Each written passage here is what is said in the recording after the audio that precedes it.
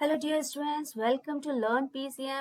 We are going through a series of sessions for the chapter Atoms and Molecules, and this is session number 6. We have gone through so many topics under this session, under this series, and today let us discuss about atoms.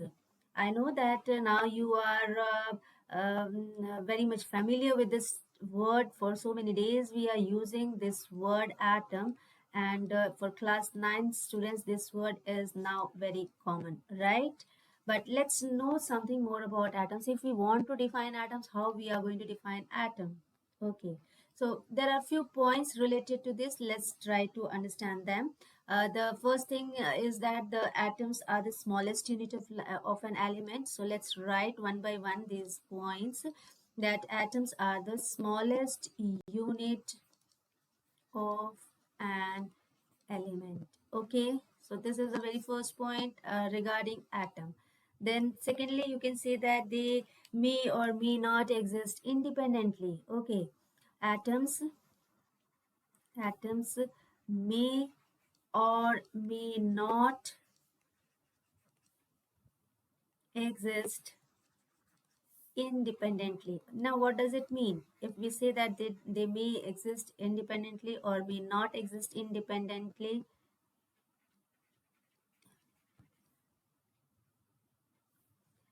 So what does it mean? It means that atoms are very unstable. Okay, it means, what does it mean? Let me explain to you that atoms are very unstable. Okay, are very unstable, and when they are unstable they try to keep themselves, they want to be always, they go for the stability. Actually, atoms are very unstable, and that is why they are reactive, and that is why they are reactive. Okay,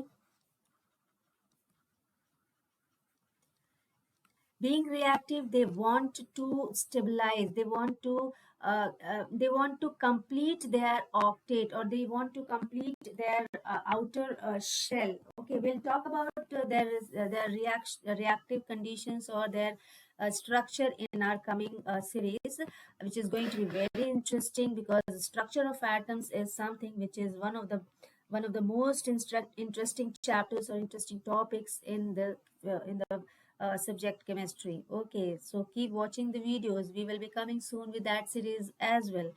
So here let us understand that atoms are very unstable, and that is why they are so very reactive, that they are not able to exist independently. Okay, so they need some other partner so that their outer shell could be completed. Okay, so if you are not able to understand this, don't worry, we'll be coming with the series. So in that you are going to understand that. Simply here you should know that they are very unstable and they take part in reactions. Okay, so they are not able to, if you wish that oxygen is going to be like this, it's not possible. Oxygen is very reactive, it needs some other partner, so it is going to react with some other atom, some other element, and then it gets combined with that elements to be stable, to get its stability. So it in general it exists in this form. It reacts with its own partner or own atom of the same element. So it comes in this form, until unless some other high reactive atom is there in front of it to get reactive with this. So atoms are, they may exist or may not exist independently. There are some other, this is in the form of you can say that they are not independently existing, right? But there are some atoms which are like argon. This type of atoms, these are inert gases. Okay, they are inert gases, or you can say zero gases. These gases, they are very stable gases. Okay, they have full number of electrons in the outer shells, and so they are very much satisfied with their stability, and that is why these atoms are, they exist in the independent form. Okay, so you can say that atoms may or may not exist independently. The next case is, next thing which you should know is that atoms, since they are not existing independently, the reason behind that is that they are reactive. It means that they always take part in chemical reaction. So atoms take part in chemical reactions. Okay.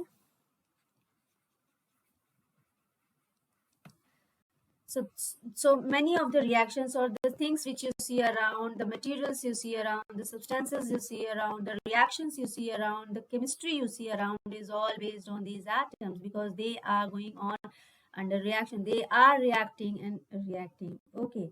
So and they are reacting until they are stable, right? So you can say that these three to four, one more thing is that they have a structure. Okay, atoms have one basic structure. Atoms have their basic structures. Okay,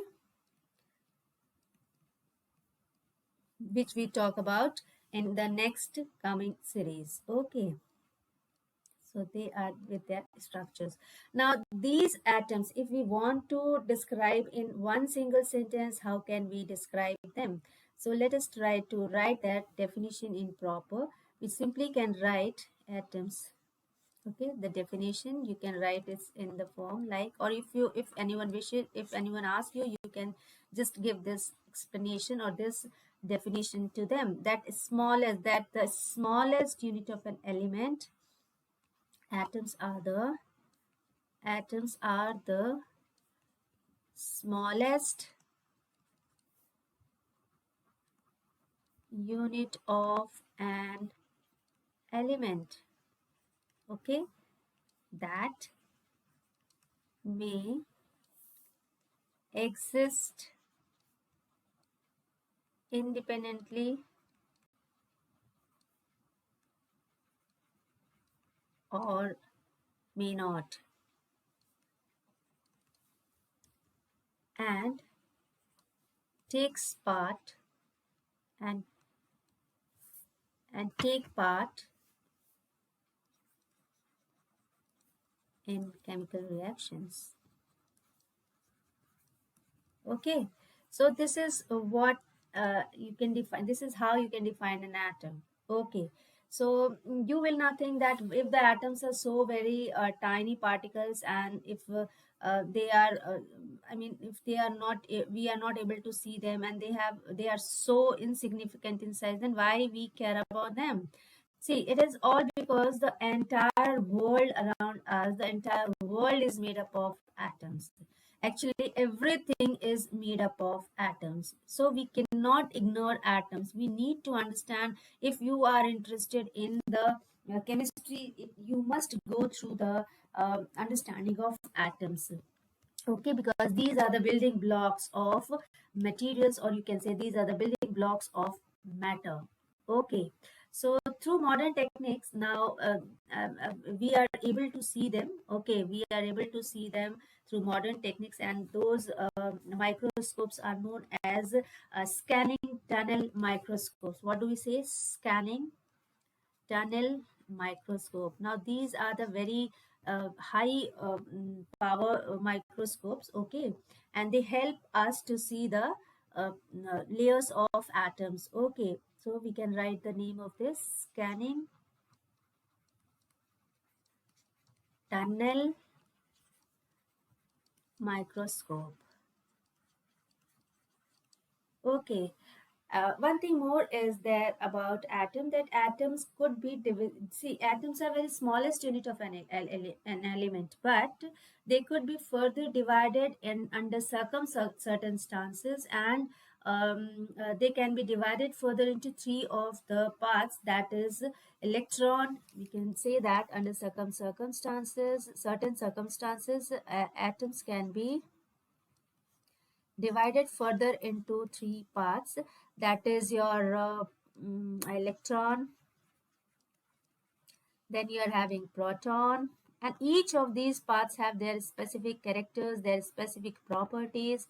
Okay, they are very special parts. Okay, which consist atom. Okay, so we are going to talk about these all in the structure of atom, the next coming series. So keep watching these videos. Okay, so atoms could be further divided into these three parts under certain circumstances, right? Then, if we talk about the size of the atom, suppose we want to understand about the size. See, a size of the atom is very small. Okay, if we talk about atomic size, then atomic radius of the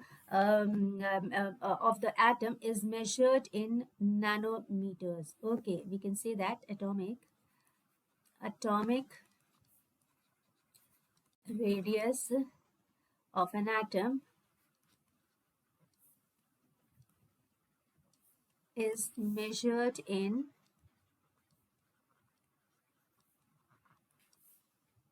nanometer.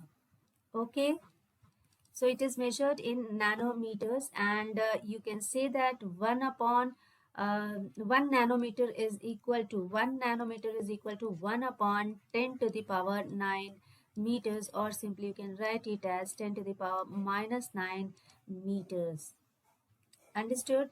So 1 nanometer is this much small. Now if you want to see the comparisons, that how small is this, to see the comparison how small is this, let us try to understand the basic parts, but or you can say that let us try to understand some of the comparison. Let us try to see some of the substances or some of the materials to compare with. For example, if you consider an apple, say first let us take this is the radius of an atom, and let me take you to hydrogen atom. Okay, if we consider hydrogen, so hydrogen has atom of hydrogen. Okay, I'm going to write atom of hydrogen.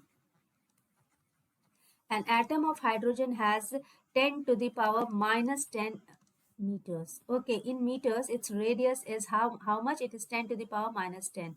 If we talk about molecule of water, okay, if we consider molecule of water, now you see, if we consider molecule of water, then molecule of water has say 10 to the power minus 9 meters radius. Okay. Then if you go for hemoglobin, molecule of hemoglobin, that is your red blood cells. Okay, molecule of hemoglobin, if you consider, then in that case you are having, if you go for comparison, you will have 10 to the power minus 8 meters. Okay, if you go for a grain of sand, if you take a grain of sand, okay, now that is equal to 10 to the power minus 4. Okay, and if you consider apple, let us take apple. Let us take apple. In that case, you'll see that apple has the radius as 10 to the power minus 1. In comparison to meters, you know 1 meter is equal to 100 centimeter, right? 1 meter is equal to 100 centimeter. So we are comparing on the basis of meters.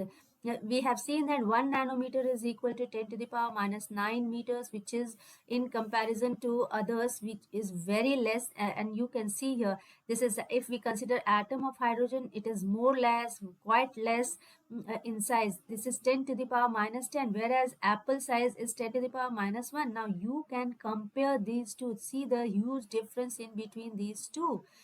Okay, grain of sand is, see, it is having this type of, this much of size. So just imagine if it is 10 to the power minus 10, then how small is the size of an atom, which is beyond our imagination, right?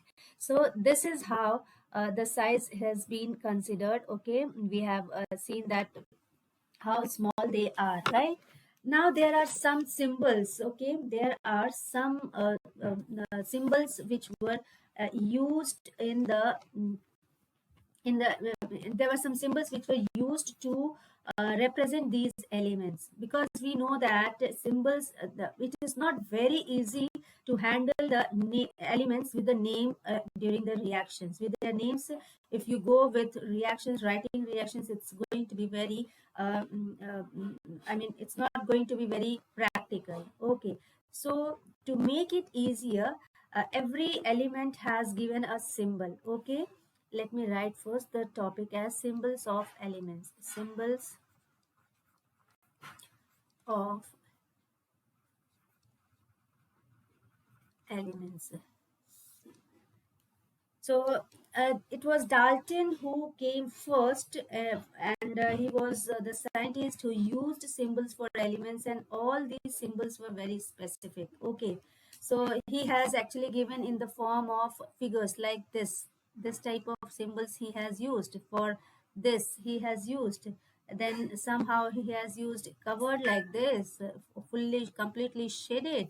Okay, he has used symbols like this, and each symbol represent each element. Okay, so these were the symbols used initially by Dalton, and he has given a specific symbol for a specific element. To avoid these, again there was another scientist who came forward, and he has given about he has suggested about the symbols, and he was the name of the scientist was Berzelius. Okay, the scientist name, this was given by Dalton. Okay. Okay, this is the symbol of hydrogen. Okay, this was the symbol of hydrogen, this was the symbol of carbon, this was the symbol of, sorry, this was the symbol of oxygen, and this was the symbol of carbon. Okay, this was the symbol of phosphorus. If you go for phosphorus, this was given as the symbol. Then this was the symbol of sulfur. So these were the specific symbols given to specific elements by Dalton. Okay, but then there came a scientist, Berzelius. Okay, this scientist, he has suggested what he has suggested that the name of the element should be based on the name itself. For example, if the name of the element is aluminium, then he suggested that its name should be either first capital letter and the other one or the two letters, second or the third letters. So it should be related to the name of the element itself, and then this was considered further by IUPAC. Nowadays, IUPAC, International Union of Pure and Applied Chemistry, it is an international scientific organization that carries out such nomenclatures, and so the first one or two letters of their English name were used as symbols. Okay. So here, if aluminium is there, so A, capital A, the first letter has been considered in the form of capital letter, and then the second letter was considered as as the symbol of aluminium. But there are some letters like some elements like chlorine. Okay, so for this it was considered as C and the third letter L. So this type of symbols were used to symbolize these elements. Okay, now why we need these elements, symbol of elements? Actually, symbol is what? Let us understand that. What is a symbol? Symbol is one or two letter abbreviation. Okay, what is symbol? Symbol is one or two letter abbreviations. Okay, understood. And it is for a chemical element. Okay, for a chemical element name. Okay, so there are some examples which I'm going to show you. Let us have some symbols and their examples. Say hydrogen is there. Okay, suppose hydrogen is there. So its symbol is H. Okay, the name of the element is, say, oxygen. Then the symbol is O. The name of the element is, say, chlorine. The name is Cl. If it is fluorine, then it is only F. Okay, for carbon, it is simply C. But for calcium, it is Ca.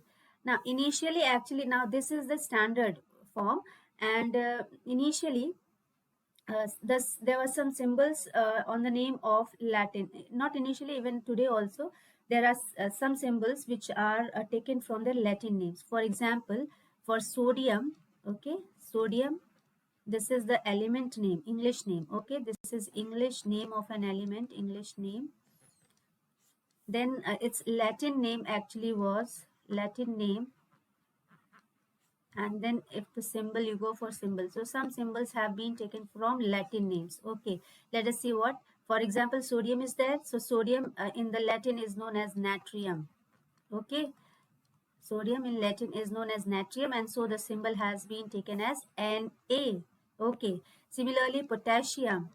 Potassium in Latin is known as kalium. Okay, it is kalium, and that is why K is taken as the symbol. Similarly, tin.